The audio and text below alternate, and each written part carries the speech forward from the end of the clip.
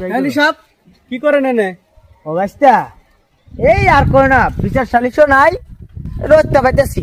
দেওয়ানি সাহেব আমার একটা বিচার আছে। আমার বড় ভাই বলে আমার এক চিমটি মাটি দিব না, যাবা করে হোক আপনার মাটি এটা নিয়ে দেন লাগবে। ও ওই তোমার ভাই হাবেল, তোমার ভাই হাবেল তোমার মাটি দেবো না? কি কই গাছটা, নিজে করে মানুষ মাটি দিবার গেলে শোনা কিছু খরচা হবো যে। দেওয়ানি সাহেব আপনি খরচার টেনশন নিয়েন না, যাবা করে হোক আমার মাটিটা নিয়ে দেন, কত টাকা লাগে সব দিব আমি। দেওয়ানি সাহেব আপনি বললে আমার ছোট ভাই চল না। না তো গাছটা কি আর কই দেওয়ানি সাহেব, ছোট ভাই 2 দিন ধরে বিয়া করে হারাহারি নাই, খালাই আর মাটি বাক করা লাগে। বয়বানকে কি বুদ্ধি দিছে, খালি কয় মাটি বাক করো, খালি কয় মাটি বাক করো। গাছটা সবই বুঝলাম, কিন্তু কিছু।